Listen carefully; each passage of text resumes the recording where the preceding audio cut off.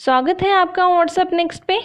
Lockdown की love story के आज के एपिसोड में आप देखेंगे कि ध्रुव की मम्मी सोनम के पापा से कह रही है, मेरा बेटा और आपकी बेटी एक ऐसी बॉटल की ढक्कन की तरह है जो कभी आपस में फिट नहीं हो सकते, इसलिए आप अपने ढक्कन को अपने साथ लेके जाइए और मैं अपने बॉटल को अपने साथ रखती हूँ।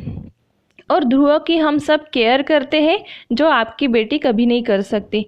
इस पर सोनम के पापा कहते हैं, पहले तो आप मुझे ये बताइए कि आपने ढक्कन किसको कहा। इस पे अम्मा जी कहती है, मैंने किसी को नहीं कहा, मैं तो सिर्फ एग्जाम्पल दे रही हूँ। जैसे आपकी और सुभद्रा की जोड़ी है वैसे कभी ध्रुव और सोनम की नहीं हो सकती। ये सारी बातें सोनम सुन रही है, फिर भी वो भारी मन से रूम में आती है और अम्मा जी को बैग देती है, ये कहते हुए कि अम्मा जी ये बैग मैंने आपके लिए सिलाया है क्योंकि मुझे लगता था आप मुझे पसंद करने लगी है, लेकिन मैं ही गलत थी, और वहाँ से चली जाती है। तब हॉल में सब लोग सोनम से पूछते हैं, सोनम तुम अपसेट क्यों हो, क्या हुआ। इस पर सोनम के पापा सबको बताते हैं कि उसकी मदर इन लॉ ने उसे ढक्कन कहा।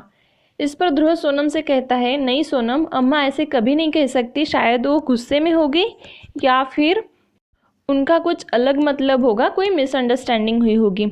इस पर सोनम के पापा कहते हैं, नहीं, उन्होंने पूरे मन से सोच समझकर ये बात बोली है।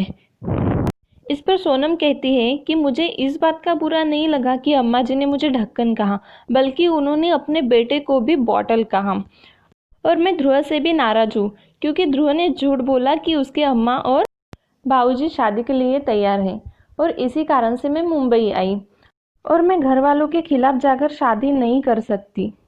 तभी बाबूजी कहते हैं कि सोनम बेटा, हमारे शादी के वक्त भी मेरी माँ नूतन को अपनी बहू स्वीकार नहीं करना चाहती थी क्योंकि उसे भी किसी ने ऐसे बता दिया था कि ये स्वभाव से अच्छी नहीं है।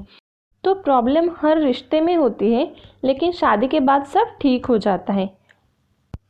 और ध्रुव कहता है कि सोनम, मैंने तुमसे कोई झूठ नहीं कहा, अम्मा बाबूजी सच में हमारी शादी के लिए तैयार थे, इसलिए मैंने तुम्हें यहाँ आने के लिए कहा।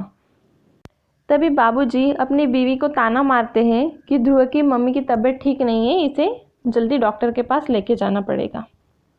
सोनम कहती है कि मैं समझती थी कि कोरोना ही सबसे बड़ा प्रॉब्लम है, लेकिन सबसे बड़े प्रॉब्लम तो ये है कि हमारी शादी के लिए मेरे पापा, तुम्हारी अम्मी, कोई भी रेडी नहीं है, और मैं ऐसी शादी नहीं कर सकती जब तक सब रेडी नहीं होंगे। और वो अपने कमरे में चली जाती हैं।